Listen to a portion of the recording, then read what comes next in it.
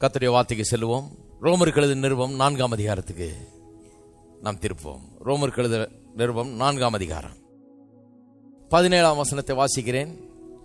அநேக ஜாதிகளுக்கு உன்னை தகப்பனாக ஏற்படுத்தினேன் என்று எழுதியிருக்கிறபடி அவன் தான் விசுவாசித்தவருமாய் மரித்தோரை உயிர்ப்பித்து இல்லாதவர்களை இருக்கிறவர்களை போல அழைக்கிறவருமாய் இருக்கிற தேவனுக்கு முன்பாக நம்ம எல்லாருக்கும் தகப்பனானான். ஆபிரகாமை குறித்து அவனுடைய விசுவாசத்தை குறித்து இங்கே சொல்லப்பட்டிருக்கிறது. அந்த வேத பகுதி முழுவதும் வாசிக்கலாம். ஆனால் அந்த ஒரு வசனத்தை மட்டும் வாசித்தேன். விசுவாசத்தை குறித்து போய்த்து வருகிறோம். குறிப்பாக தேவனுடைய விசுவாசம், த காட் கைண்ட் ஆஃப் ஃபெய்த் என்பதை குறித்து போய்த்து வருகிறோம். இயேசு அதை தான் மார்க் எழுதின சுவிசேஷம் 11ஆம் அதிகாரத்திலே போதிக்கிறார். ஒரு அத்திமரத்தை பார்த்து இனி ஒரு காலம் ஒருவரும் இடத்தில் கனி புசியாது இருக்கணும்னு சொல்றாரு. 24 மணி நேரத்தில் வேரோடு பட்டு போயிட்டு ஒரு டெமான்ஸ்ட்ரேஷன். அது எப்படி விசுவாசம் வேலை செய்யுதுன்னு பண்ணிட்டு அதை பார்த்து ஆச்சரியப்பட்ட சீஷர்களை பார்த்து சொல்றாரு, என்ன போலவே விசுவாசம் உடையவர்களா இருங்கள். மரத்தை பார்த்து என்ன மாதிரி விசுவாசம் உங்களுக்கு இருந்தா மலையை பார்த்து கூட எவனாகிலும் இந்த மலையை பார்த்து பெயர்ந்து சமுத்திரத்தில் தள்ளுடு போன்று சொல்லி தான் சொன்னபடியே நடக்கும் என்று தன் இருதயத்தில் சந்தேகப்படாமல் விசுவாசித்தால் அவன் சொன்னபடியே ஆகும் என்றார். அதாவது விசுவாசத்தை பயிற்சி வித்து காமிக்கிறாரு, டெமான்ஸ்ட்ரேட் பண்ணி காமிக்கிறாரு. அப்புறம் சொல்றாரு, இது எனக்கு மட்டும் இல்லை, நீங்களும் செய்யலாம். இதை மரத்துக்கு மலைக்கு கூட செய்யலாம் நீங்க. ஆனா என்ன போல விசுவாசம் உங்களுக்கு உடையவர்களா இருக்க வேணும். கடவுளை மாதிரி விசுவாசம் கடவுளுக்கு மட்டும் இல்லை, அது நமக்கும் கொடுக்கப்படுகிறது என்பதுதான் அந்த வசனத்தின் சாராம்சம். உங்களுக்கும் அதே விதமான விசுவாசம் இருக்க முடியும். ஏன்னா நீங்களும் தேவனுடைய சாயலில் உண்டாக்கப்பட்டவர்கள் அப்படின்னு சொல்லிட்டு அந்த தேவனுடைய விசுவாசத்தை குறித்த பல்வேறு பண்புகளை நாம் பார்த்து வருகிறோம். அந்த வசனங்களிலிருந்து எப்படிப்பட்டது தேவனுடைய விசுவாசம் என்பது குறித்து போய்த்து வருகிறேன்.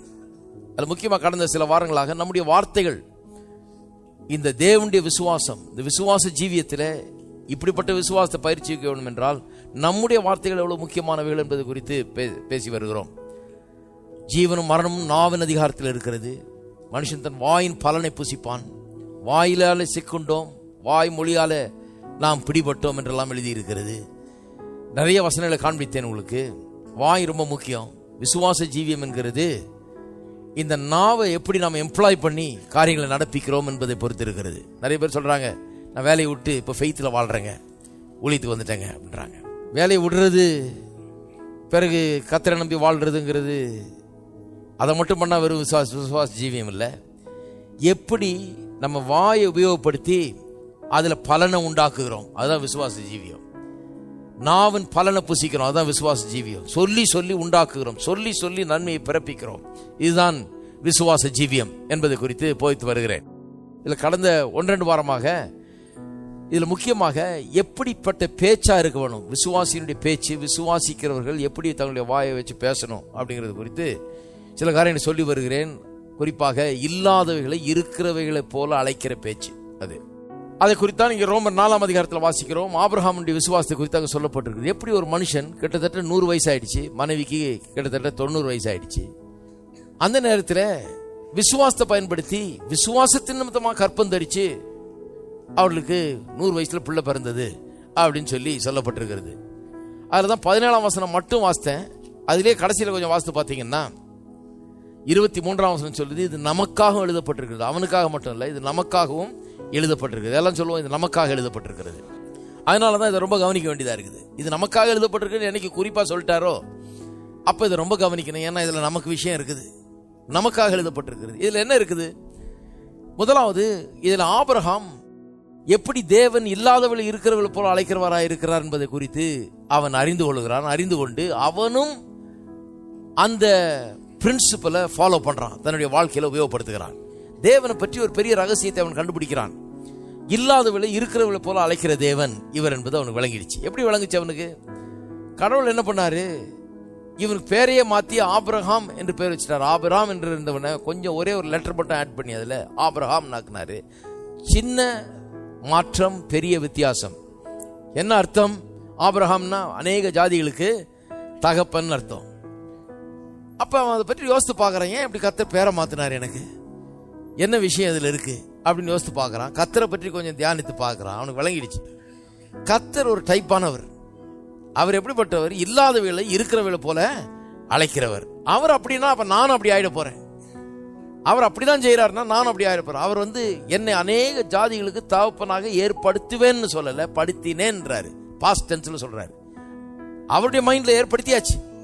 இன்னும் குழந்தை பிறக்கல, இன்னும் அவன் தகப்பன் ஆகல, இன்னும் அவள் தாயாகல, ஆனா ஏற்படுத்தினேன்றார். நடந்து முடிஞ்சது போல பேசுறாரு. ஏன்னா கடவுளுக்கு என்னைக்கு அதை எண்ணிட்டாரோ சொல்லிட்டாரோ நடந்து முடிஞ்சது மாதிரி தான் அவர் சொல்லலாம். அப்படி அதான் விசுவாச பேச்சு. That's faith talk.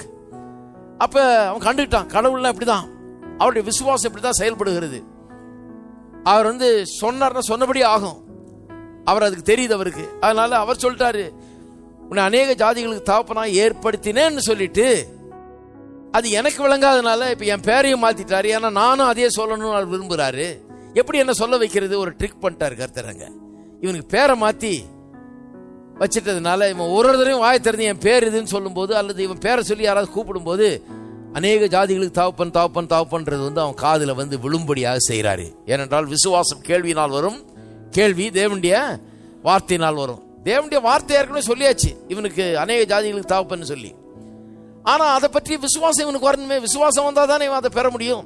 எப்படி விசுவாசம் வரும்? கேள்வியினால் வரும். கேள்வி எப்படி வரும்? கடவுளுடைய வாக்கு தத்தத்தை கேட்டுக்கிட்டே இருக்கிறதுனாலதான் வரும்.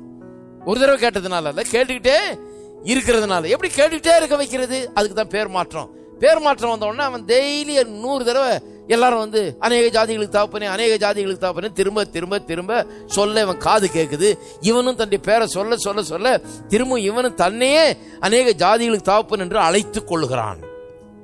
அழைச்சு அழைச்சு அழைச்சு இது அவன் காதுக்குள்ள போய் போய் இருதயத்துக்குள்ள போய், கர்த்தர் இவன் அநேக ஜாதிகளுக்கு தகப்பனா ஏற்படுத்தினேன்னு சொன்னாரு. கர்த்தர் அதை நம்புறாரு. இப்ப இவன் இதை நம்ப ஆரம்பிச்சிட்டான். எப்படி நம்ப ஆரம்பிச்சான்? சொல்ல சொல்ல சொல்ல நம்பிக்கை அதிகமாயிடுச்சு. நம்ப ஏதுவில்லாதிருந்தும் அதை விசுவாசத்தோடு நம்பினான் இருக்குது. நம்புறதுக்கு ஏதுவே இல்லை. 100 வயசு ஆயிடுச்சு, மனைவிக்கு 90 வயசு ஆயிடுச்சு. ஏதுவே இல்லாத நேரத்தில் என்ன பண்ணிட்டான்? எப்படி நம்புறது? இப்ப ஏதுவே இல்லையே, எப்படி நம்புறது? பார்த்தான், கடவுளுடைய வார்த்தையை எடுத்து தன்னுடைய வாயில வச்சு அதை சொல்ல ஆரம்பிச்சிட்டான். கடவுளை அநேக ஜாதிகளுக்கு தகப்பனா ஏற்படுத்தி இருக்கிறார், ஆகவே நான் அநேக ஜாதிகளுக்கு தகப்பன் என்று இல்லாதவளை இருக்கிறவளை போல அழைக்க ஆரம்பிச்சிட்டான். அழைச்சு அழைச்சு அழைச்சு அதை கேட்டு கேட்டு கேட்டு இவனுக்கே அதை குறித்த உறுதியும் நிச்சயம் உண்டாயிடுச்சு. விசுவாசம் நம்பப்படுகிறவர்களின் உறுதிகளும் காணப்படாதவர்களின் நிச்சயமா இருக்கிறது. இவன் எதை நம்புறானோ, எது இன்னும் வாய்க்கல, ஆனா காணப்படாத ரீதியில இருக்குது, இன்னும் நடக்கல, அவைகளை குறித்த நிச்சயமும் உறுதியும் இவனுக்குள்ள வந்துருச்சு. எப்படி வருது? விசுவாசம் கேள்வியினால் வருது. இதை கேட்டு கேட்டு கேட்டு இவனுக்குள்ள வந்துருச்சு. இந்த இல்லாதவளை இருக்கிறவளை போல அழைக்கிறதுங்கிறது அதுதான் அது. ஆனா இல்லாதவை இருக்கிறது போல அழைக்கிறதுனா நிறைய பேருக்கு விளங்குறது இல்லை. அதனால கொஞ்சம் விளக்க போகிறேன்.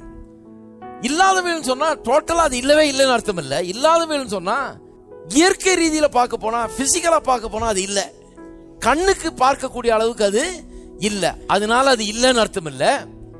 ஆவிக்குரிய ரீதியில் அது இருக்கிறது. நிறைய காரியங்கள் அப்படி இருக்கு பாருங்க.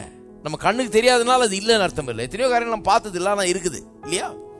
இந்த உலகமே இன்னைக்கு எல்லாம் பார்க்கிறோம். சூரியன் சந்திர நட்சத்திரம் எல்லாம், மரம் செடி கொடிகள் மலைகள் காடுகள் எல்லாம் பார்க்கிறோம். நம்ம கண்ணால பார்க்கிற எல்லாமே எங்க இருந்து வந்துதான்? பார்க்க கூடாத தோன்றப்படாதவர்களிருந்து இந்த காணப்படுகிறவர்கள் எல்லாம் உண்டானது. அப்ப இந்த காணப்படுகிறவைகள் என்கிறது ஒரு பெரிய காரியம் அல்ல. இதை விட இந்த காணப்படாதவைகள் தான் பெரிய காரியம். அதுல இருந்து தான் இதெல்லாம் வந்தது. அப்ப காணப்படாத உலகத்திலே, ஆவிக்குரிய உலகத்திலே அநேக காரியங்கள் எனக்காக வைக்கப்பட்டிருக்கிறது. எனக்காக சுகம் வைக்கப்பட்டிருக்கிறது. ஒருவேளை வியாதியை தான் சரீரத்தில் பார்க்கலாம், இன்னைக்கு சுகம் தெரியல கண்ணுக்கு. வியாதி தான் சரீரத்தில் இருக்குது. அதனுடைய வலியை உணர முடியுது, வேதனையை உணர முடியுது, அதனுடைய பாதிப்பை உணர முடிகிறது. சுகத்தை உணர முடியல, பார்க்க முடியல, கண்ணுக்கு தெரியல, ஆனா அது எனக்கு இருக்கிறது. அவருடைய தழும்புகளாலே நீங்கள் குணமானீர்கள் என்று எழுதப்பட்டிருக்கிறது. மானன்னா எப்ப குணமான? 2000 வருஷத்துக்கு முன்னால கல்வாரி சிலுவையில எனக்காக அவர் மரித்து என்னுடைய நோய்களை அவர் சுமந்து தீர்த்த போது நான் குணமானேன்னு பேதுரு சொல்றார். பாஸ்ட் டென்ஸ்ல சொல்றார். அவரும் இப்ப கடவுளை மாதிரி ஆயிட்டாரு. குணமானீர்கள், குணமா போறீங்கன்னு சொல்லல, குணமானீர்கள். நமக்கு அது சொல்றது கஷ்டமா இருக்கு. ஏன்னா பார்க்கும்போது வியாதி இருக்குது, எப்படி சொல்றது குணமானீர்கள்னு? ஆனா கர்த்தர் சொல்றார் குணமானீர்கள். எல்லாரும் சொல்லுங்க குணமானீர்கள். பக்கத்துல இருக்கால பார்த்து சொல்லுங்க குணமானீர்கள். ஆயிடுச்சு, முடிஞ்சிருச்சுன்றாரு. பாஸ்ட் டென்ஸ், அக்கம்ப்ளிஷ், டன் என்றாரு. அப்ப பாருங்க, அது அங்க இருக்குது, கண்ணில் தெரியல ஆனா இருக்குது. இல்லாதவைனா என்ன? கண்ணுக்கு தெரியாதவை ஆனா இருக்கிற ஒன்று. இல்லாதவனா டோட்டலா இல்லவே இல்லைன்னு அர்த்தம் இல்ல, அது அங்க இருக்குது, கண்ணுக்கு தெரிகிற விதத்துல இல்ல அப்படின்னு அர்த்தம். அப்ப இல்லாதவளை இருக்கிறவளை போல அழைக்கிறவன் வந்து ஏதோ இல்லாத இருக்கிறதா கற்பனை பண்ணிக்கிட்டு முட்டாள்தனமா என்னத்தையோ சொல்லிட்டு இருக்கிறது அல்ல. நிறைய பேர் அது சொல்றதுக்கு தயங்குறாங்க. ஏன்னா அது அதான் போல இருக்கு, இல்லாத இருக்கிறதா நினைச்சிட்டு நம்ம சொல்லிட்டு இருக்கிறதா விசுவாசம் அப்படின்னு நினைக்கிறாங்க. கிடையாது. இல்லாததை இருக்கிறது, இல்லாததுன்னா கண்ணுக்கு தெரியாதது, ஆனா உண்மையாங்க இருக்குது. என்னுடைய சுகம் இருக்கிறது, குறைவுதான் இப்ப தெரியுது, பாக்கெட்ல காசு இல்ல, ஆனா என்னுடைய குறைகள் எல்லாம் அவருடைய தம்முடைய மகிமையின் ஐஸ்வரியத்தினாலே நிறைவாக்குகிறார் இருக்கிறது. கர்த்தருடைய வாக்கு தத்தம் நிறைவே சொல்லுகிறது. எனக்கு தாழ்ச்சி இல்லைன்னு சொல்லுது. கர்த்தரின் மெய்ப்பராய் இருக்கிறார், நான் தாழ்ச்சி அடையன்னு சொல்லி இருக்குது. சிங்கக்குட்டி தாழ்ச்சி அடைந்தா கூட நான் தாழ்ச்சி அடைய மாட்டேன்னு சொல்லி இருக்கிறது. அப்ப நிறைவை தான் வேதம் சொல்லுது, வாக்கு தத்தம் சொல்லுது. எனக்கு பட்டினி கிடையாது, எனக்கு பசி கிடையாது, எனக்கு பஞ்சம் கிடையாது, வாக்கு தத்தம் அதான் சொல்லுது. ஆனா பார்க்கும் போது என்ன தெரியுது? காசு இல்லைன்றது போல தெரியுது. எதை விசுவாசிக்கிறோம் நாம? நான் வந்து எதை விசுவாசிக்கிறேன்னா காசு இருக்குதுன்னு விசுவாசிக்கிறேன். ஏன்னா வேதம் சொல்லுறது என்னுடைய குறைவெல்லாம் நான் நிறைவை விசுவாசிக்கிறேன். குறையை பார்க்கிறேன், ஆனா நிறைவை விசுவாசிக்கிறேன். நிறைவு இப்ப இல்லாததா இருக்கிறது, ஆனால் நான் அதை விசுவாசிக்கிறபடினால, கர்த்தருடைய வார்த்தை அதை சொல்றதுபடினால நான் கடவுளை போலவே மாறிட்டு நானும் இல்லாதவளை இருக்கிறவளை போல அழைக்கிறேன். நிறைவு உண்டாவதாக, குறைவு நீங்குவதாக. இப்படிதான் பேசுறேன் நான். குறைவு நீங்குவதாக, நிறைவு உண்டாவதாக. எல்லா தேவைகளும், என்னுடைய தேவைகள் எல்லாம் கிறிஸ்து இயேசுக்குள் நிறைவாக்கப்படுகிறது. அப்படி சொன்ன தப்பா? நான் இல்லாத இருக்கிறது போல அழைக்கிறேன். கர்த்தருடைய தேவைகள் எல்லாம் சந்திக்கிறார், எனக்கு குறைவே கிடையாது. நல்லா கவனிங்க. சில சொல்றாங்க அது பொய்யாச்சையா, பாக்கெட்ல எம்டியா வச்சுக்கிட்டு எனக்கு குறைவே கிடையாதுன்னு எப்படி சொல்லலாம்? நான் உங்கள்கிட்ட வந்து இப்போ என் பாக்கெட்டில் 10 லட்சம் ரூபா இருக்குது, உங்களுக்கு வேணா காமிக்கிறேன் நான் சொன்னேன்? கிடையாது. நான் என்ன சொல்றேன்? எனக்கு குறைவே கிடையாது, எனக்கு நிறைவு இருக்கிறது, அதில் ஒன்றும் தப்பே கிடையாது. ஏன்னா நான் கடவுள் சொன்னதை சொல்லிட்டு இருக்கிறேன். அது வந்து என்னுடைய விசுவாச அறிக்கை. உங்களை நம்ப வைக்கிறதுக்காக அல்ல, உங்களை ஏமாத்துறதுக்காக அல்ல, என்கிட்ட இல்லாத காசு இருக்கிறதா சொல்றதுக்காக அல்ல, கிடையாது. கடவுள் என்ன சொல்லியிருக்காரு என்னுடைய தேவை பற்றி, அதை நான் விசுவாசிக்கிறேன், அதை நான் அறிக்கை செய்யறேன். ஏன் அறிக்கை செய்யறேன்? நீங்க அதை நம்பணுன்றதுக்காக அல்ல, என்கிட்ட 10 லட்சம் இருக்குதுன்னு நீங்க நம்புறதுக்காக அல்ல, எனக்கு எல்லாம் இருக்குதுன்றத நான் நம்பணும், அதுக்காக சொல்றேன். விசுவாசம் கேள்வினால் வரும், கேள்வி தேவனுடைய வார்த்தையினால் வரும். இது ஏமாத்து வேலை கிடையாது. நான் உங்களை நம்ப வைக்கிறதுக்காக சொல்லல, என்ன நம்ப வைக்கிறதுக்காக, எனக்குள்ள இந்த விசுவாசத்தின் உறுதி நிச்சயம் உண்டாகும்படியாக நான் இதை சொல்லுகிறேன். எத்தனை பேருக்கு வழங்குது? சிலருக்கு அது ஒரு பெரிய கவலை, பொய் சொன்ன மாதிரி ஆயிடுமையா? ஒன்னாகாது. பொய்யா சொல்லிட்டு கிடக்குறேன்? கிடையாது. இப்ப நான் பொய்யா சொல்லிட்டு கிடக்குறேன், என் தேவையெல்லாம் அவருக்குள் நிறைவாகிறது அப்படின்னு சொன்னா நான் பொய் சொல்லலைங்க. உங்களை ஒன்றும் நம்ப வைக்கலாம் சொல்லல, எனக்கு அதை குறித்த நிச்சயம் உண்டாகும்படியாக நான் திரும்ப திரும்ப அதை சொல்றேன். இது என்னுடைய விசுவாச அறிக்கை. நான் உங்களை கன்வின்ஸ் பண்றதுக்காக சொல்லல, உங்களை ஏமாத்துறதுக்காக சொல்லல, எனக்கு அதை குறித்த நிச்சயம் உண்டாக வேணும். ஆனால் நான் குறைவை பேச போறதில்லை, நிறைவை தான் பேசுவேன். இருக்கீங்களா? சரி. கர்த்தர் பாருங்க இப்படி பேசுறாருன்னு தெரிஞ்ச உடனே இவனும் பார்த்தான், இவனும் அப்படியே பேச ஆரம்பிச்சிட்டான். இவனை பேச வைக்கிறதுக்கு கர்த்தர் பேரை சேஞ்ச் பண்ணி விட்டாரு, ஒரு ட்ரிக் பண்ணி விட்டாரு. அவனும் பேச ஆரம்பிச்சிட்டான்.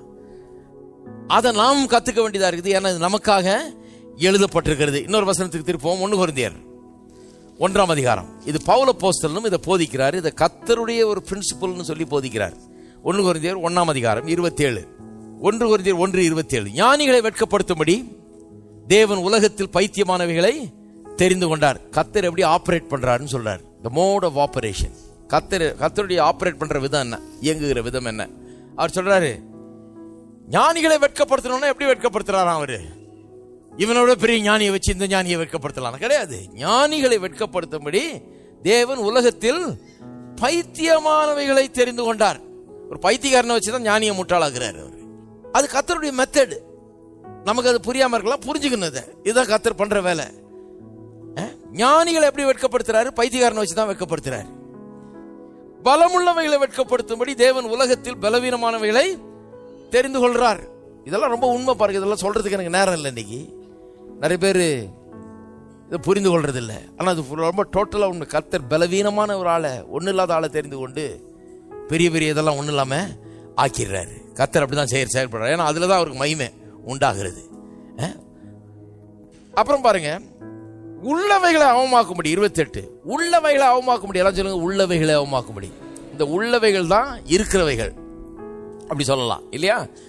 உள்ளவைகளை அவமாக்கும்படி உலகத்தின் இழிவானவைகளையும் அற்பமாய் எண்ணப்பட்டவைகளையும், இப்ப கவனிங்க, இல்லாதவைகளையும் தேவன் தெரிந்து கொண்டார். நான் இப்படி வாசிக்கிறேன், நடுவில் வர்றதெல்லாம் கொஞ்சம் விட்டுறேன், ஏன்னா அது நிறைய வார்த்தைங்க வர்றதுனால டக்குன்னு புரிய மாட்டேங்குது. சுருக்கமா வாசிக்கிறேன், டக்குன்னு புரியும் பாருங்க.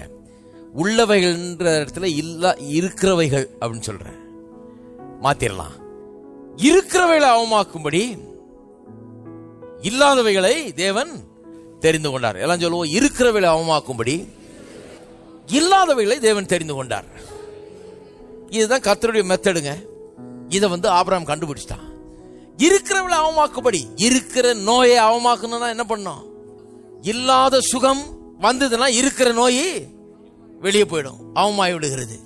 இருக்கிற குறைவை அவமாக்கணும்னா எப்படி அவமாக்கணும்? இல்லாத ஐஸ்வர்யத்தை கொண்டு வந்தா இருக்கிற தரித்திரம் ஒளிந்து விடும். இருக்கிற தோல்வி அவமாக்கணும்னு என்ன பண்றது? இல்லாத வெற்றியை கொண்டு வந்து இருக்கிற தோல்வியை அவமாக்குகிறார். இப்படிதான் கர்த்தர் பண்றார். இதுதான் கர்த்தருடைய மெத்தட். ஆதியாகமம் முதல் வெளிப்படுத்தல் வர வாஸ்து பாத்தீங்கன்னா இதை மறுபடியும் கர்த்தர் யூஸ் பண்றாரு. இதை நான் சில உதாரணங்களை காண்பிக்க போறேன். நாமும் இப்படி இந்த மெத்தட இந்த வழியை பயன்படுத்த முடியும். ஏனென்றால் அவருடைய சாயலை நாம் உண்டாக்கப்பட்டிருக்கிறோம். நாம என்ன பண்ணலாம்? இருக்கிறவளை அவமாக்கும்படி இல்லாதவளை வைத்துதான் அவமாக்க வேண்டும். அதனால இருக்கிற பிரச்சனையை குறித்து நல்லா கவனிக்கிறீங்களா? இருக்கிற பிரச்சனையை குறித்து கவலைப்படாதீங்க, தைரியம் கொள்ளுங்கள், நம்பிக்கை கொள்ளுங்கள். இருக்கிற பிரச்சனையை வச்சுக்கிட்டு அழுதுகிட்டு இருக்காதீங்க. இருக்கிற பிரச்சனையை குறித்து நம்பிக்கை இழந்து விடாதீங்க. பிரச்சனை இருக்குதா, உடனே என்ன பண்ணுங்க? கடவுளுடைய வார்த்தைக்கு செல்லுங்க. அதுல இந்த பிரச்சனைக்குரிய பதில் என்ன சொல்லப்பட்டிருக்கிறது, இந்த பிரச்சனை குறித்த வாக்குத்தத்தம் என்ன இருக்கிறது? பிரச்சனை இருக்குது, பிரச்சனையை பார்த்தாச்சு. நிறைய கிறிஸ்தவர்கள் அதோட நின்றுறாங்க பிரச்சனையோட. இந்த பிரச்சனைக்கான பதில் என்ன? இந்த பிரச்சனைக்குரிய பதிலை கர்த்தர் என்ன சொல்றாரு? உங்களுடைய பிரச்சனை குறித்து கர்த்தர் என்ன சொல்றாரு? அதை எடுங்க.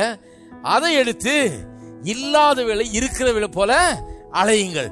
கர்த்தர் சொல்றத உண்மை என்று உங்களுடைய வாழ்க்கையில சொல்லுங்க. பிரச்சனையை சொல்லிட்டு இருக்காதீங்க. கர்த்தர் சொன்ன இது எனக்கு சொந்தமானது என்று அப்படி பேச ஆரம்பிங்க. வியாதி இருக்குது, சுகத்தை குறித்த வாக்குத்தத்தத்தை எடுங்க. சுகத்தை வாயினால பேசுங்கள், சுகத்தை அலையுங்கள். தரித்திரம் இருக்குது, என்னத்தை எடுங்க? ஐஸ்வர்யத்தை குறித்த வார்த்தைகளை எடுங்க, வெற்றியை குறித்த வார்த்தைகளை எடுங்க, அதை வாயில வைத்து பேசுங்கள். ஆகவே இந்த வசனம் எனக்கு ரொம்ப ஒரு நம்பிக்கையை கொடுக்கிறது. இருக்கிறவைகளை அவமாக்குறதுக்கு இல்லாதவளை தெரிந்து கொண்டார்னா அப்ப பிரச்சனையே இல்லை. இருக்கிற எல்லாத்தையும் ஒழிச்சிடலாம். நான் எப்படி இந்த இல்லாதவளை கொண்டு இருக்கிறதெல்லாம் ஒழிச்சிடலாம். இருக்கிறதெல்லாம் என்னால் ஒழிக்க முடியும். இருக்கிற பிரச்சனையை ஒழிக்க முடியும், இருக்கிற தோல்வியை விரட்ட முடியும், இருக்கிற வியாதியை விரட்ட முடியும், இருக்கிற எல்லா காரியங்களையும் விரட்டி அடித்து விட்டு, எனக்கு வேண்டாம்ன்ற காரியத்தில் விரட்டி அடித்து விட்டு கர்த்தர் சொல்ற காரியத்தெல்லாம் எனக்கு உள்ள கொண்டு வர முடியும். இன்னும் கேட்டா கர்த்தர் சொல்றதை என் வாழ்க்கையில நான் கொண்டு வந்துட்டேன்னா இருக்கிற இந்த பிரச்சனைகள் எல்லாம் ஒண்ணு இல்லாம போய்விடும். இருக்கீங்களா? அப்படிதான் கர்த்தர் பண்ணார் பாருங்க. ஒழுங்கின்மை, வெறுமை, இருள் இருந்தது. போன வாரம் பார்த்தேன் இல்லையா? கர்த்தரங்க வந்து ஐயோ ஒரே இருளா இருக்குது. நம்ம ஆளுங்க இருந்திருந்தாங்கன்னா என்ன பண்ணிருப்பாங்க? இன்னும் அங்கே இருட்டில் தான் உட்காந்துட்டு பண்ணார். நம்ம எல்லாம் ஒரே இருளுங்க. அந்த காலத்துல இருந்து இந்த காலம் வரைக்கும், தாத்தா காலத்துல இருந்து இப்படிதான் இருக்குது, இருட்டா இருக்குது, என்ன பண்றதுன்னே ஒன்னும் தெரியல. இதான் பேசிட்டு இருப்பாங்க. நிறைய பேர் பாருங்க, அவங்க பிரச்சனையே தான் பேசிட்டு இருப்பாங்க, குறையே தான் பேசிட்டு இருப்பாங்க. அவர் பார்த்தாரு, ஒரு கொஞ்சம் கூட வாய் திறந்து பேசவே இல்லை அதை பற்றி. அவர் என்ன சொல்றாரு? வெளிச்சம் உண்டாக கடவுதுன்னு சொல்லி வெளிச்சத்தை உண்டாக்குனாரு. ஏன்னா அதுதான் இல்லாத வெளி இருக்கிறத போல அழைக்கிறது. இல்லாதது இருக்கிறதா மாறும்போது இருக்கிறது இல்லாததா மாறுது. கவனிச்சிங்களா? இல்லாது இருக்கிறதா மாறும்போது இருக்கிறது இல்லாததா மாறுகிறது. இதுதான் இல்லாத விலை இருக்கிற விலை போல அழைக்கிறது என்ற அர்த்தம். அதுதான் பைபிள் வேதத்தில் போதிக்கிறது. அதுதான், இதுதான் கர்த்தருடைய பிரின்சிபிள். இதை எப்படிதான் உபயோகப்படுத்த சொல்லி இருக்கிறது. ஆனா சிலர் சொல்றாங்க, அது என்னையா அது இல்லாத விலை இருக்கிறது போல அழைக்கிறது, பைத்தியகாரத்தனமா இருக்குது. புரியல பாருங்க அவங்களுக்கு. உண்மையா சொல்லணுங்க, இருக்கிறது இருக்கிறதா சொல்லணும். நான் அந்த டைப்பு. இதெல்லாம் எனக்கு பிடிக்காதாக்கும். உள்ளதென்று அடியேன் சொல்றவனாக்கும். இல்லாத இருக்கிறத போல நான் சொல்லக்கூடாது. இதெல்லாம் ஆப்போசிட்டா போதிக்கிறீங்களே அப்படின்றாங்க. சரி, அவர் வீட்டுக்கு கொஞ்சம் போவோம். யார் வீட்டுக்கு? இருக்கிறத அழைக்கிறேன்றாரா, அவர் வீட்டுக்கு போவோம். எத்தனை பேர் வரீங்க? நிறைய பேர் அதுல இருக்கிறீங்க. உங்க வீட்டுக்கு தான் வர்றோம்.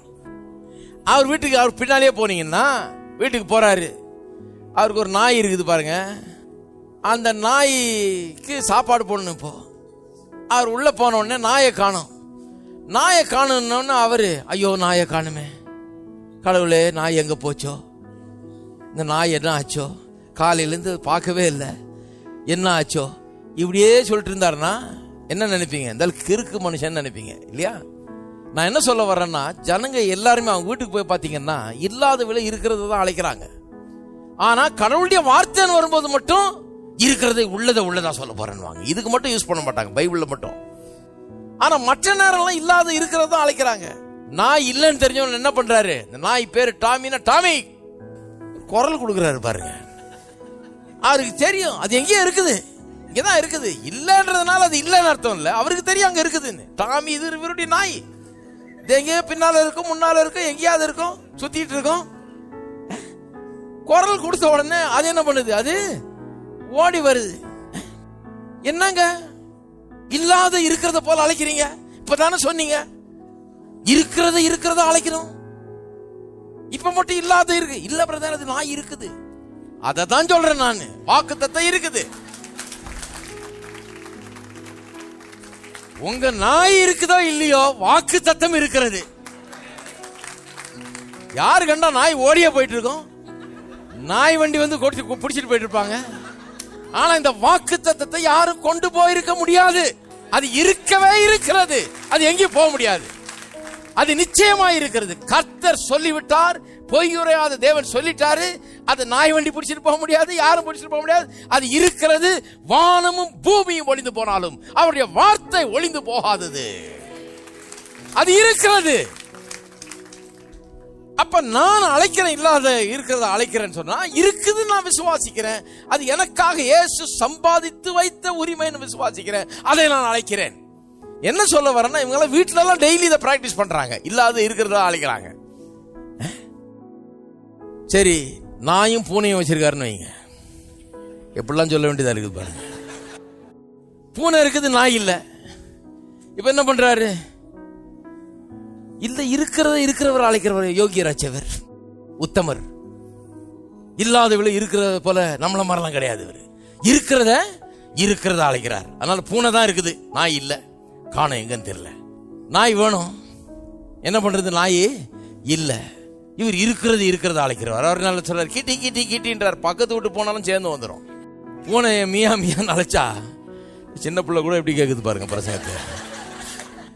இந்த கிராமத்தில் இருக்கவங்க எல்லாம் லெட்டர் எழுதுறாங்க எனக்கு, பாமர மக்கள் கூட விளங்கிக்கிற மாதிரி சொல்றீங்க. இது கர்த்தருடைய வார்த்தை பாருங்க, அவ்வளவு சிம்பிளான ஒரு காரியம். இது ஒன்று புரிஞ்சுக்கிறதுக்கு மண்டை போட்டு உடச்சிக்க வேண்டியது இல்லை. இது கவனிச்சா போதும், ஆவியானவர் நமக்கு உதவி செய்வார். மியான்னு பியூனையை கூட்டா பூனையெல்லாம் தான் வரும், வழியில் எந்த நாயும் வரவே வராது. இருக்கீங்களா? நாய் பக்கத்திலேயே வராது. அப்ப நிறைய பேர் இருக்கிறத அழைச்சிட்டு இருக்கிறாங்க. கர்த்தருடைய காரியம் வந்த உடனே, வாக்கு தத்தம் வந்த உடனே அதை சொல்ல மாட்டாங்க. இல்லாத வேலை இருக்கிறத அது வேணாம், நான் இருக்கிறதா தான் சொல்லுவேன் அப்படிங்கிறாங்க. அதனால என்ன பண்றாங்க?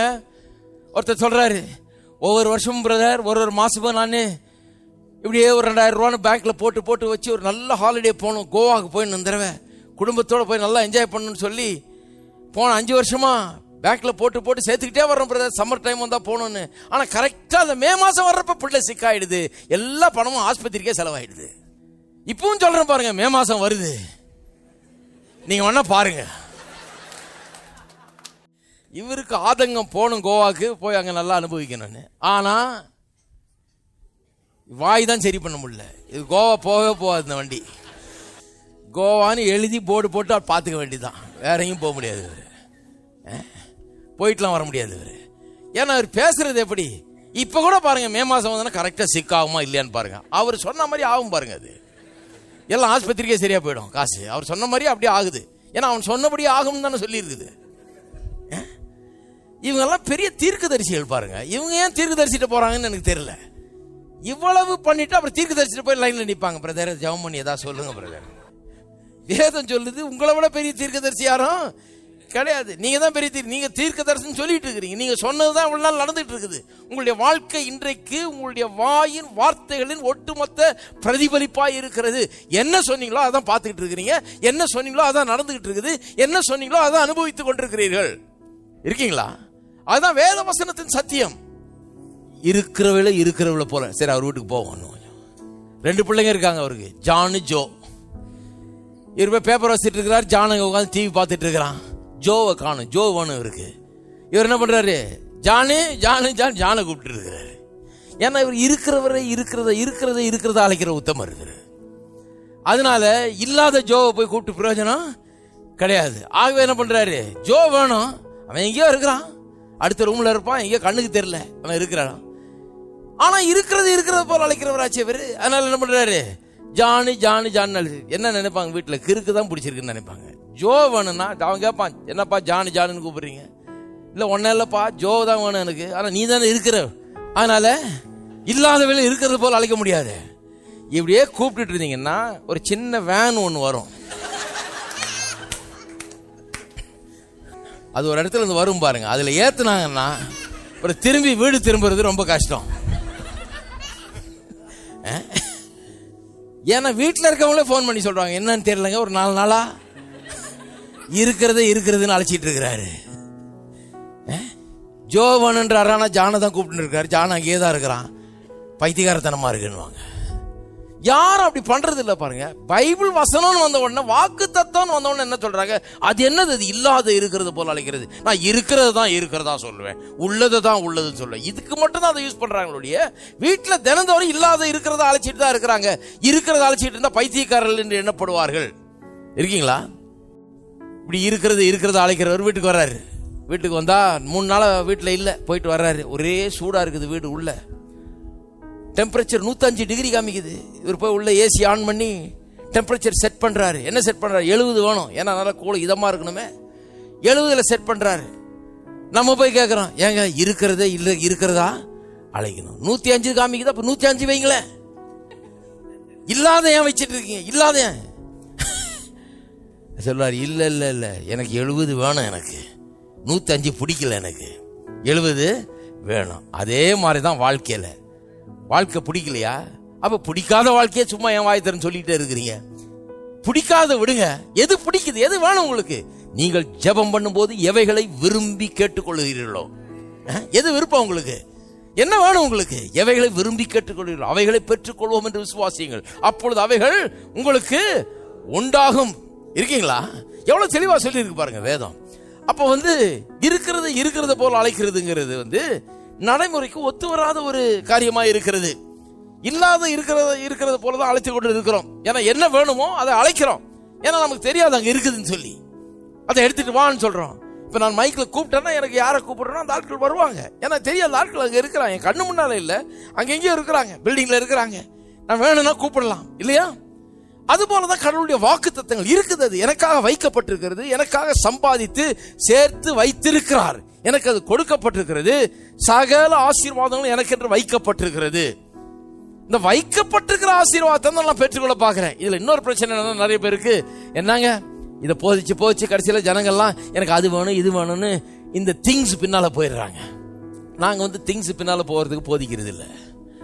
எந்த திங்ஸ் பின்னால போக சொல்றோம், எந்த திங்ஸ் எல்லாம் அவர் ஏற்படுத்தி வச்சிருக்காரோ அந்த திங்ஸ் பின்னால போக சொல்றோம். நாம எதுவும் திங்ஸ் தேடி போறது இல்ல, அவர் எங்களுக்கு எவைகளை எல்லாம் ஏற்படுத்தி இருக்கிறாரோ அது பின்னால போக சொல்றோம். அதனாலதான் எபிரேயர் 11:1 இப்படி சொல்லுது இங்கிலீஷ்ல, faith is the substance of things. எல்லாம் சொல்லுங்க things வருதா இல்லையா? faith is the substance of things hoped for and evidence of things not seen. 2 தடவை வந்துருச்சாங்க. things ரொம்ப மோசம் இல்ல, நிறைய திங்ஸ் கர்த்தர் ஏற்படுத்தி வைத்திருக்கிறார். அதனால சொல்றாரு, தேவனுடைய ராஜ்யத்தையும் அவருடைய நீதியும் தேடுங்கள், அப்பொழுது இவைகள் எல்லாம் உங்களுக்கு கூட. இங்கிலீஷ்ல அருமையா வந்திருக்குது, seek first the kingdom of God and his righteousness and all these things shall be added unto you. அப்ப சில திங்ஸ் எல்லாம் நமக்கு அவசியம். என்ன திங்ஸ் தேவைன்னு கர்த்தர் ஏற்கனவே தெரிஞ்சு வச்சிருக்கிறாரா, அதையெல்லாம் ஏற்கனவே ஏற்பாடு பண்ணி வச்சிருக்கிறாரா. இதை தேடினா அது வந்துடும்ன்றாரு. இயேசுவை தேடினா அது வந்துடும், தேவனுடைய ராஜ்யத்தை தேடினா அதெல்லாம் கூட வந்துடும்ன்றாரு. அப்ப தேவன் ஏற்படுத்தி வைத்திருக்கிற திங்ஸ தேவன் ஏற்படுத்தி வைத்திருக்கிற விதத்தை உபயோகப்படுத்தி தான் நாம் பெற்றுக்கொள்ள முடியும். அவர் ஏற்படுத்தி வைத்திருக்கிற திங்ஸ் எப்படி நான் பெற்றுக்கொள்கிறது? விசுவாசத்தின் மூலமா தான். விசுவாசத்தின் மூலமா நான் என்ன, நான் அந்த திங்ஸை இல்லாதவைகளை இருக்கிறவைகளை அழைக்கிறது போல, இல்லாதவைகளை இருக்கிறவைகளா எண்ணி அழைக்கிறது போல அழைக்க வேண்டும். அப்படித்தான் நான் சொந்தமாக்கி கொள்ள வேண்டும், இல்லைங்களா? அப்படித்தான் அந்த திங்ஸை நான் சொந்தமாக்கி கொள்ள முடியும். இந்த வேதம் முழுக்க தேவனுடைய பிரின்சிபிள்ஸ் நிறைந்திருக்கிறது. எப்படி கர்த்தர் எனக்காக ஏற்படுத்தினவர்களை நான் சொந்தமாக்கி கொள்றது. பாருங்க, இவ்வளவு பெரிய புஸ்தகம் இருக்குது, கர்த்தருடைய வார்த்தைன்னு சொல்றோம். இதை கர்த்தர் எதுக்கு கொடுத்திருக்கிறாரு? எல்லாரும் ஒரு புஸ்தகம் வச்சிருக்காங்க, நம்ம ஆளுங்களுக்கு ஒரு புஸ்தகத்தை கொடுத்துருவோம், நிறைய பேஜ் எல்லாம் நிரப்பி ஏதாவது எழுதி கொடுத்துருவோம்னு கொடுத்தாரா? கிடையாதுங்க. இதெல்லாம் ஜீவ வார்த்தைகள். இதில் எழுதப்பட்டிருக்கிற ஒவ்வொரு வார்த்தையினாலும் மனுஷன் பிழைப்பான் என்று எழுதியிருக்கிறது. நீங்கள் பிழைக்கும்படியாய் உங்களுக்காக கொடுக்கப்பட்ட வார்த்தைகள். இதெல்லாம் பிரின்சிபிள்ஸ். இது வேலை செய்யுங்க. எப்ப வேலை செய்யும்? இதை பயிற்சிவித்தால் தான் வேலை செய்யும். இல்லாதவர்கள் இருக்கிறவர்கள் போல அழைக்கிறவர்கள் எப்போ நான் வாசித்திருக்கிறேன். இதெல்லாம் யாரும் தொடவே மாட்டாங்க, இதை தொடவே மாட்டாங்க, இதை பற்றி பேசவே மாட்டாங்க. ஆபிரகாம் எடுத்தாங்கன்னா கூட இதை விட்டுருவாங்க. ஆனா ஆபிரகாமே இதைத்தான் ஆபிரகாம் கற்றுக்கொண்டான். அதனாலதான் அவனுக்கு நடந்தது விஷயம், அதனாலதான் அவனுக்கு அற்புதம் நடந்தது. ஆனா இந்த இல்லாதவர்கள் இருக்கிற போல அழைக்கிறது யாருமே எனக்கு சொல்லி கொடுத்தது கிடையாது. பாருங்க, இதெல்லாம் கடல் கடந்து போய் படிக்க வேண்டியதா போச்சு. நான் இப்ப நீங்க எதையும் கடக்க வேண்டியது இல்லை, சும்மா பஸ் ஏறி வந்தாலே கத்துக்கலாம். சிலர் நடந்தே வந்துடுறீங்க பக்கத்துல இருந்து, அதனாலதான் இவ்வளவு பேர் வந்திருக்கிறீங்க. ஏன்னா ரொம்ப தூரம் போக வேண்டியது இல்லை, இப்ப இங்க வந்துருச்சது, இங்கேயே கற்றுக்கொள்ளலாம். அப்ப இதெல்லாம் பயிற்சி வைக்கலாம். கர்த்தருடைய பிரின்சிபிள்ஸால் நிறைந்து இருக்குது. இதெல்லாம் வேலை செய்யும். எனக்காக எழுதப்பட்டிருக்கிறது. ஆபிரகாமுடைய காரியம் எனக்காக எழுதப்பட்டிருக்கு, நமக்காக எழுதப்பட்டிருக்கு சொல்லி இருக்குது. அப்ப இதை நான் எடுத்து நான் இதை ஒர்க் பண்ணனா எனக்கு அது வேலை செய்யும். அதனாலதான் எனக்காக எழுதப்பட்டிருக்கிறது. அப்ப பாருங்க, ஒரு பிள்ளை பிறக்குது, பிறக்கும் போது அது நடக்கணும்னு தான் பிறக்குது, இல்லையா? ஒரு நாள் நடக்கும். ஒண்ணு இல்லை, ஒரு வருஷம் வெயிட் பண்ணி பாருங்க, அது நடக்கும். அந்த ஒரு வருஷம் வந்த உடனே குழந்தை நடக்க ஆரம்பிச்சிருச்சு. நடக்க ஆரம்பிச்ச உடனே பாருங்க, ஒரு 4 அடி எடுத்து வைக்கிறது, பொத்துன்னு உழுது, திருப்பி 4 அடி எடுத்து பொத்து 10 தடவை உழுது. உழுந்த உடனே குழந்தை இந்த நடக்கிறதெல்லாம் சும்மா இல்லாதவர்கள் இருக்கிறவர்கள் அழைக்கிறவங்க சொல்றாங்களா, அந்த மாதிரி கேஸ் இது. ஒரே மாத்திர கேஸ். நடக்கலாம் முடியாது, நான் நடந்து பார்த்துட்டேன், 10 தடவை விழுந்துட்டேன், இனிமே நடக்க போறது இல்லைன்னு சொல்லுதா குழந்தை? கிடையாது. குழந்தை பாக்குது, 100கணக்கான பேர், 1000கணக்கான பேர் நடந்து போயிட்டு இருக்கான், ஓடுறான், நடக்கிறான்.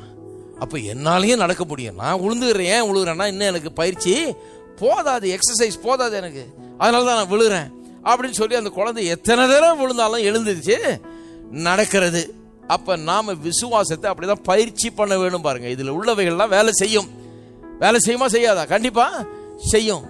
இன்னைக்கு நீங்க புதுசா அதை கத்துக்கொள்ள ஆரம்பிச்சாலும் இது வேலை செய்யும். ஒருவேளை புதுசா நீங்க பயிற்சி பண்றவங்களுக்கு சில காரியங்கள் வேலை செய்யாம இருக்கலாம். அது ஏன் வேலை செய்யலாம்? பயிற்சி தேவை.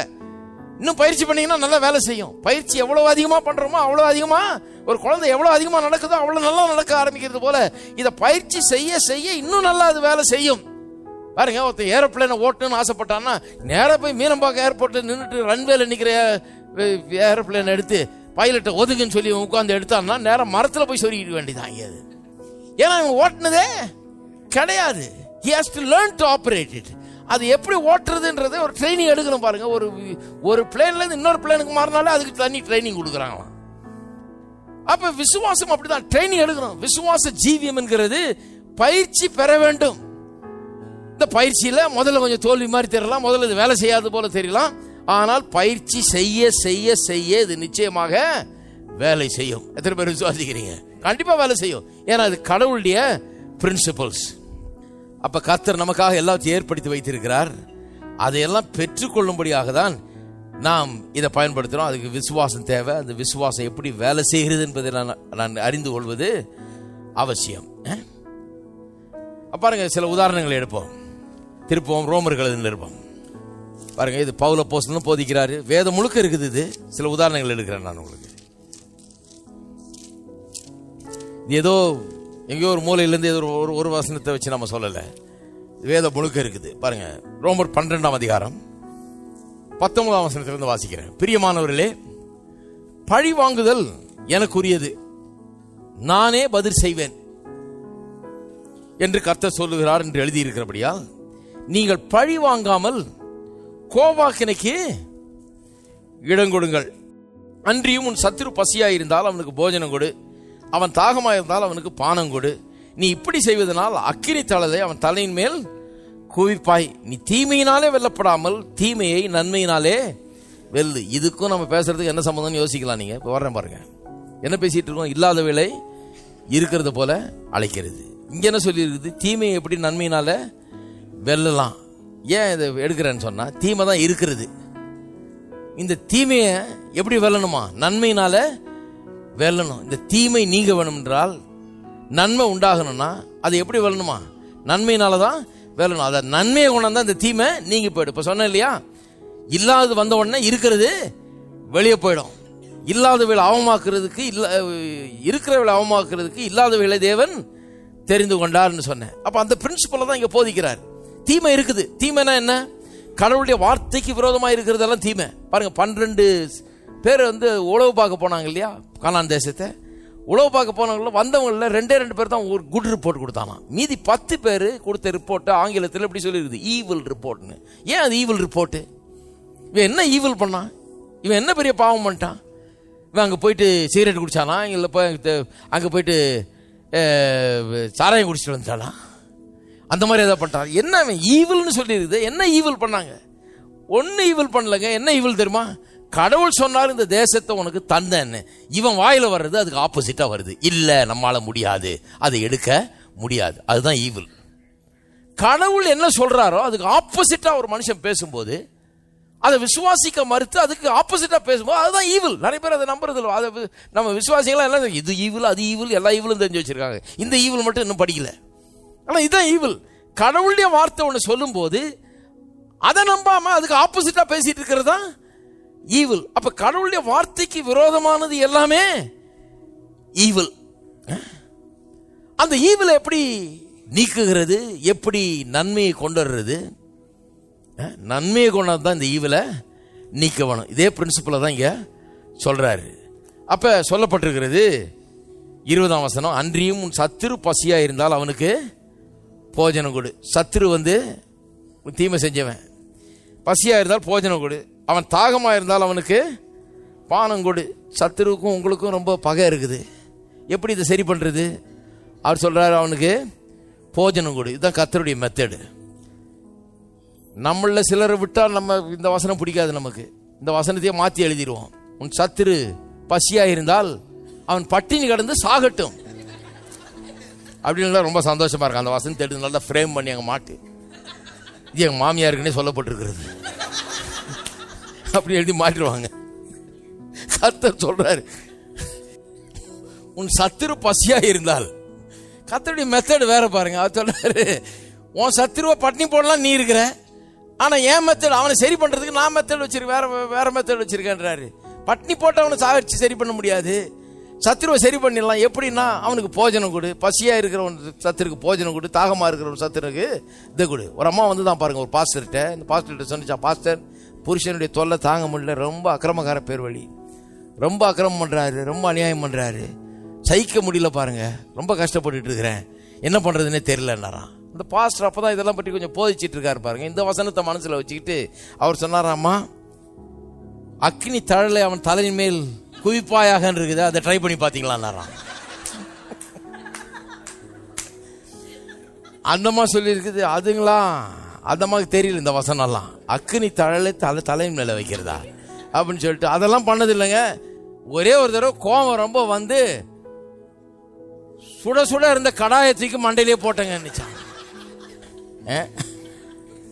அது இல்லை, இது அது உங்க மெத்தடு. கர்த்தருடைய மெத்தடை பற்றி சொல்லிட்டு இருக்கிறேன். கர்த்தருடைய மெத்தட் என்ன? கர்த்தர் சொல்றாரு, சத்துரு பசியா இருந்தாலும் அவனுக்கு போஜனம் கொடு. அப்ப என்ன பண்றோமா, அக்னி தழலை அவன் தலையின் மேல வைக்கிறோமா, வச்சு குவிக்கிறோமா. அது எப்படின்னா, அவன் உங்களை டென்ஷன் பண்ணிட்டு இருக்கிறான் அந்த சத்துரு, அவனை டென்ஷன் ஆகுறீங்க நீங்க இப்படி செய்ததுனால. அவனுக்கு நன்மை செய்ய போய் அவன் என்ன பண்றதுன்னு தெரியாம ஆயிடுறான். அதான் சர்மன் ஆன் தி மவுண்ட்ல அந்த இதுல சொல்லிருக்காரு இல்லையா, அதாவது மலை பிரசங்கத்துல என்ன சொல்றாரு, ஒரு மைல் கூப்பிட்டா 2 மைல் போகணும். அது அந்த காலத்துல என்னன்னா, இந்த ரோமர் போர் சேவர்களும் இவங்களும் இந்த யூதர்கள் எல்லாம் ரொம்ப ஒரு மாதிரி ட்ரீட் பண்றது. போயிட்டே இருப்பான் பொட்டியை தூக்கிட்டு, திடீர்னு ஒரு யூதனை கூப்பிடுறது. ஏன்னா அவங்களாம் ஒரு அடிமை மாதிரி, இங்க வா பொட்டி தூக்கிட்டு வா அப்படின்னா அவன் 1 மைல் ஒன்றும் சத்தம் போடாம போகணும். அவனை எதிர்த்துக்க முடியாது. இவன் கூப்பிட்டான உடனே இவன் பேசாம ஒரு அடிமையை மாதிரி பொட்டியை தூக்கிட்டு போயிட்டே இருக்கணும். 1 மைல் வந்தோடனே அவனும் கொஞ்சம் நியாயஸ்தம் பாருங்க, அக்கிரமத்திலையும் கொஞ்சம் நியாயம் இருக்குது. 1 மைலுக்கு மேலே வேணான்னு சொல்லிட்டு நீ வச்சிரு, நான் வேற ஆளை கூப்பிட்டுக்கிறேன்னு சொல்லிட்டு இவனை போன்றுவானா. அப்போ ஏசு என்ன சொல்றாரு, 1 மைல் கூப்பிட்டா 2 மைல் போன்றாரு. அப்படின்னா என்ன அர்த்தம்? 1 மைல் போகும்போது எப்படி போவோம்? நீங்க தூக்கிட்டு போறீங்கன்னா எப்படி போவீங்க? திட்டிகிட்டே போவீங்க.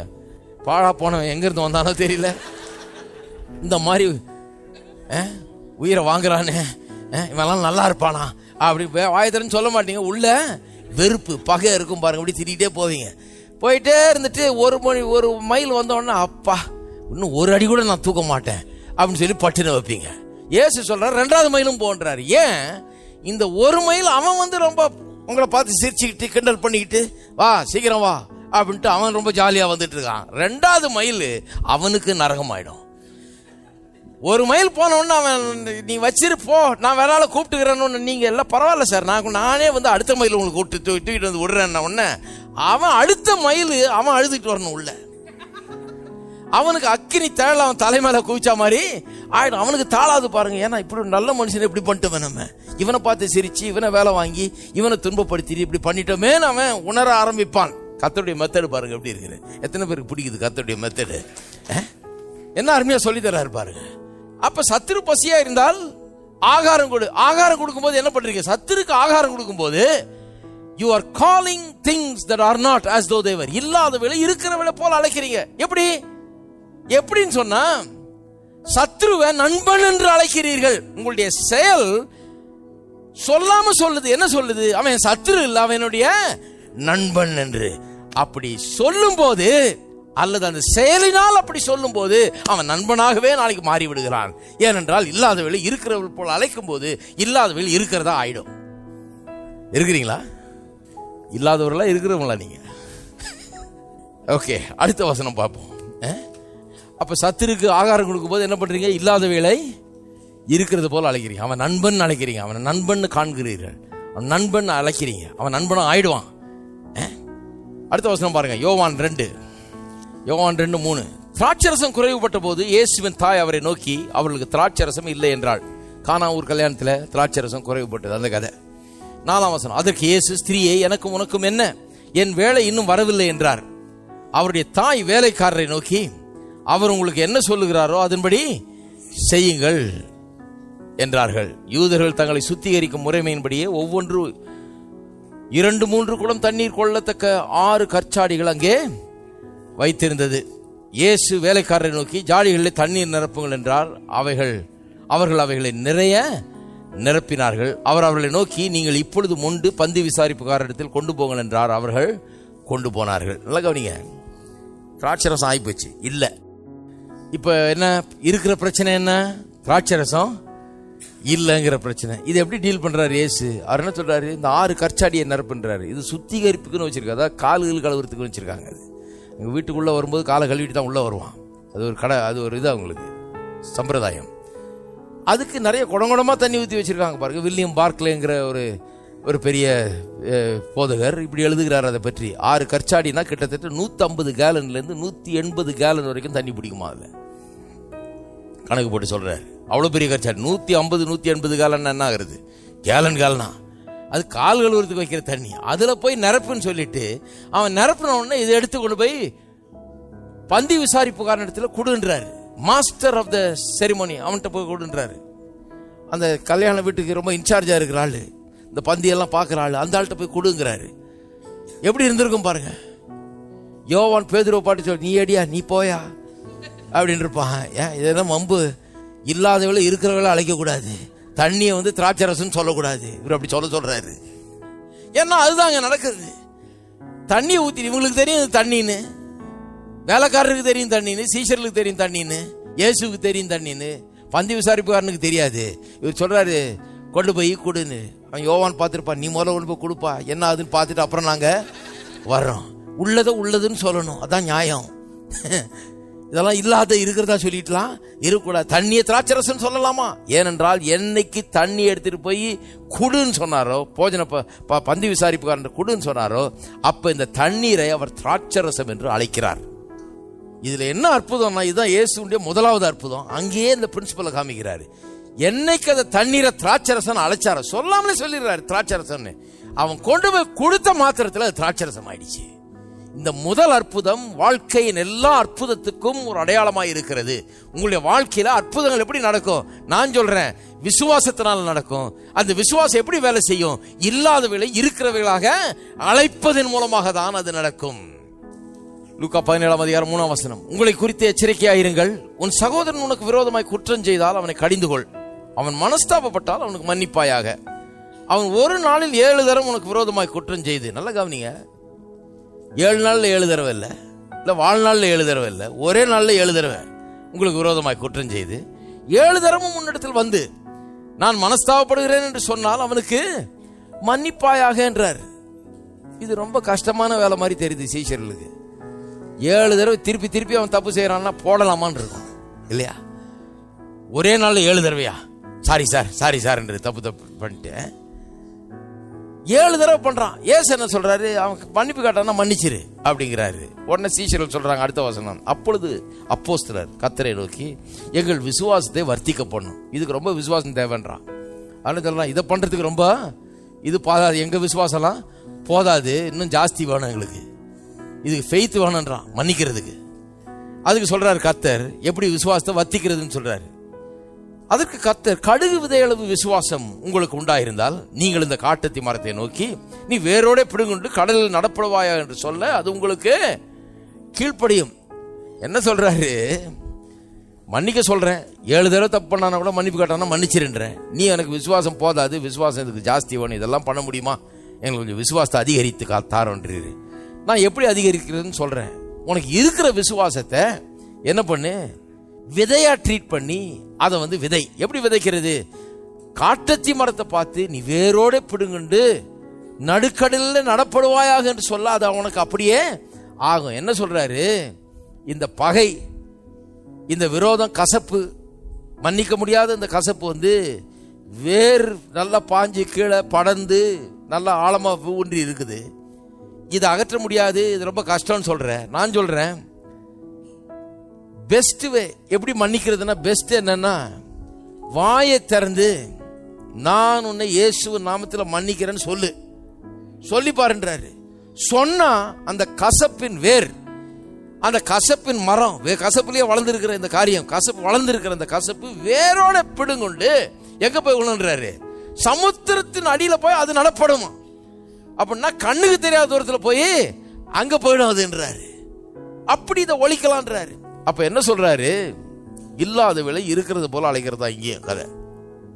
அவர் என்ன சொல்றாரு?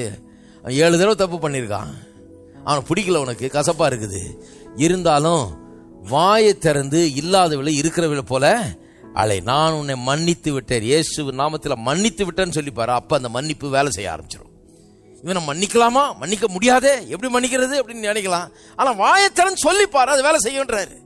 வாயை திறந்து சொன்ன பிறகு அந்த மன்னிப்பு, அந்த இது உங்களுக்குள்ள உண்டாகிவிடும். மன்னிக்கும் தன்மை உங்களுக்குள்ள வந்துவிடும். எப்போ வந்த பிறகு நான் மன்னிக்கிறேன்ல, சொன்ன பிறகுதான் அது உள்ள உண்டாகிறது. இல்லாத விலை இருக்கிறது போல அழைக்கிறது. மன்னிக்கிற மாதிரி இல்லைன்னா கூட மன்னிக்கிறேன்னு சொல்லுன்றார். சொன்னா அது அப்படியே ஆகும்ன்றார். இருக்கீங்களா? அப்ப வாயை திறந்து சொன்ன உடனே மன்னிக்க முடியலன்னா கூட வாயை திறந்து சொல்லிடுன்றாரு. சொன்னா அது அப்படியே ஆகும் என்கிறார். திருப்போம், டைம் ஆயிடுச்சு. ஆனா சொல்றேன், லூக்கா 17 12 முதல் 14 பாத்தீங்கன்னா 10 குஷ்டரோகி வர்றாங்க. இயேசுவை பார்த்துட்டு, அந்த காலத்துல ஒரு ரூல் இருந்தது, இவ்வளவு தூரத்துல தான் நிக்கணும், குஷ்டரோகி எல்லாம் பக்கத்துல வரக்கூடாதுன்னு. தூரத்துல நின்று சத்தம் போடுறாங்க இயேசுவை பார்த்து. அவர் சொல்றாரு, தூரத்துல நின்று சொல்றாரு, சரி நீ போய் உன்னை ஆசாரிய இடத்துல காண்பி. 10 பேரையும் போய் ஆசாரிய இடத்துல காண்பிக்க சொல்றாரு. ஆசாரியத்துல போறதுக்கு ஒரே ஒரு ரீசன் தான். என்ன ரீசனு? சுத்தம் ஆயிட்டா போய் காமிச்சு கன்ஃபார்ம் பண்ணிட்டு வரலாம், அவ்வளவுதான். சும்மாலாம் ஆசாரிட்ட போக முடியாது. எதை வச்சு ஆசாரிட்ட போறது? சுகம் ஆயிட்டா போலாம். இவன் கத்த, ஐயோ நான் குஷ்டரோகி எனக்கு உதவி செய்யணும் கத்துனா, இவர் ஆசாரிட்ட போய் காமினா, சுகமாக்குனா பரவாயில்ல, போய் ஆசாரிட்ட காமின்றாரு. இதுல என்ன அதிசயம்னா, இவனுக்கு போய் ஆசாரியர்கிட்ட காமிக்கிறான். போகிற வழியிலே அவர்கள் சுத்தமானார்கள் இருக்குது. அப்படியே இருக்கு பாருங்க, போகிற வழியிலே சுத்தமானார்கள். ஏன்னு சொன்னா, அவளை என்னைக்கு ஆசாரியத்தில் போய் காண்பின்னு சொன்னாரோ அன்னைக்கே அவனை சுகமானான் என்று அதுல உள்ள அடங்கி இருக்குது. உள்ள என்ன இருக்குது? இல்லாதவளை இருக்கிறவளை போல அவர் அழைத்து விட்டார். அவனை குஷ்டரோகின்னு அழைக்கல, இப்போ அவனை சுகமானவன் என்று அழைக்கிறார். அதனால்தான் சொல்றார், போய் ஆசாரியனிடத்துல காண்பி. ஆசாரியனிடத்துல காண்பின்னு சொன்னா இல்லாதவளை இருக்கிறவளை போல அழைக்கிறார். குஷ்டரோகின்னு அழைக்கிறார். குஷ்டரோகியை சுகமானவன் என்று அழைக்கிறார், சுத்தமானவன் என்று அழைக்கிறார். அவனும் அதை நம்பி போறான். அப்புறம் தான் சுத்தமாகறான். முதல்ல சொல்றாரு, அப்புறம் தான் நடக்கிறது. இப்படி நான் ஏராளமான உதாரணங்களை காண்பித்துக் கொண்டே இருக்கலாம். படுத்த படுக்கையா 38 வருஷம் ஒருத்தன் கிடக்கிறான் பெதஸ்தா குளத்துல. 38 வருஷம் நடக்கலங்க. இயேசு வர்றாரு. அவன் சொல்றான், தேவ தூதர் வந்து தண்ணியை கலக்கும் போது என்னை தூக்கி விடுறதுக்கு ஆள் இல்ல, சுகமானு ஆசையா இருக்குது, ஆனா முடியல. முதல்ல இறங்கணும்னு தான் சுகம் கிடைக்கும். நான் எப்பவுமே என்ன உதவியாளர் அந்த நேரத்தில் பார்த்து இருக்க மாட்டேங்கிறான் அப்படின்றாரு. இயேசு சொல்றாரு, 38 வருஷமா நடந்துராதவனை பார்த்து சொல்றாரு, உன் படுக்கையை எடுத்துக்கிட்டு நடன்றாரு. அந்த படுக்கையை எடுத்துக்கிட்டு நடன்ற வார்த்தையை தான் நம்ம பார்க்கிறோம். ஆனா அதுக்கு பின்னால உள்ளதை சொல்றேன், உன்னை சுகமானவன் என்று நான் அழைக்கிறேன், அதனாலதான் எடுத்துட்டு நடன்றாரு. சுகம் இல்லாதவன, நடக்க முடியாதவன் எப்படி நடன்னு சொல்ல முடியும்? அதுவும் இல்லாம படுக்கையை எடுத்துட்டு, படுக்கை பெட்டை தூக்கி பார்த்துருக்கீங்களா நீங்க? ஹலோ, சுகம் இல்லாத படுத்து கிடக்கிறவன அவனை பெட்டை சுருட்டிட்டு இவன் நடக்கிறதே பெரும்பாடு. இவனே நடந்தது இல்லை 38 வருஷமா. படுக்கையை தூக்கிட்டு நடன்றாரு. இதுல அதிசயத்திலும் அதிசயம் என்னன்னா, அவனும் அதை நம்புகிறான். ஏன்னா அவனுக்கு புரிஞ்சிருச்சு, இல்லாதவையில இருக்கிறவராய் அழைக்கிற தேவன் இப்ப மாம்ச ரூபத்துல வந்து சுகமில்லாம 38 வருஷமா கிடக்கிறவனை பார்த்து நீ சுகமானா என்று சொல்லுகிறார். அதுதாங்க, அவனை சுகமானவன் என்று அழைக்கிறார். அவன் அதை என்னைக்கு அவனும் அதை எடுத்துக்கிட்டு நானும் என்ன சுகமானவன் அழைக்க போறேன். அவரே சொல்றாரு, எழுந்து நடன்னு. ஆகவே நான் நடக்க போறேன். எந்திரிச்ச உடனே நடக்க முடிகிறது. இருக்கிறீங்களா? இப்படியே சொல்லிட்டே போலாம், நிறைய உதாரணங்கள் இருக்கிறது. ஆனா நான் சொல்லுகிறேன், வாழ்க்கையில காரியங்கள் மாற வேண்டும் என்று சொன்னால் விசுவாசத்துல தான் அது மாறும். விசுவாசத்தில் எப்படி மாறும்? விசுவாசம் எப்படி செயல்படுகிறது? ஆபிரகாம் அதை கத்துக்கிட்டாரு. எப்படி கத்துக்கிட்டாரு? கடவுள் இல்லாதவள் இருக்கிறவள் போல அழைக்கிறவர். அப்ப நான் அதே மாதிரி ஆயிட போறேன். இல்லாதவள் இருக்கிறவள் போல அழைச்சே 100 வயசால குழந்தை பெற்றான், 90 வயசு மனைவியோட. நான் சொல்லுறேன், அது நடக்குமானால் உங்களுக்கு நடக்காதா? உங்களுடைய வாழ்க்கையில் அற்புதங்கள் நடக்காதா? உங்களுடைய சூழ்நிலையில மாற்ற முடியாதா? உங்களுடைய தோல்வியை வெற்றியாய் மாற்ற முடியாதா? உங்களுடைய சூழ்நிலையில ஒண்ணுமில்லாமல் ஆக்க முடியாதா? முடியும். இது உங்களுக்காக எழுதப்பட்டிருக்கிறது. அதை கவனியுங்கள், என்னன்றதை பயிற்சி வையுங்கள். விசுவாசம் உங்களுடைய வாழ்க்கையிலும் கிரியை செய்யும். நம்ம எல்லாரும் எழுந்து நிற்போம். நம்ம எல்லாரும் கரங்களை உயர்த்தி கர்த்தரை ஸ்தோத்திரிப்போம். நாம் ஜெபிப்போம். எங்கள் அன்பின் பிதாவே, கர்த்தராகிய இயேசுவின் நாமத்திலே நாங்கள் வருகிறோம். இல்லாதவளை இருக்கிறவளை போல் அழைக்கிறவர், எங்களை இன்றைக்கு நீதிமான் என்று நீர் அழைத்திருக்கிறீர். எங்களை சுகமானோம் என்று சொல்லுகிறீர். எங்களுடைய குறைகளெல்லாம் நிறைவாக்கப்படுகிறது என்று அறிவித்திருக்கிறீர். இவளெல்லாம் எண்ணி பார்க்கிறோம் கர்த்தாவே. நாங்களும் உம்மை போல இல்லாதவளை இருக்கிறவளாய் அழைக்கும்படியாக நாங்கள் தெரிந்து கொள்கிறோம்.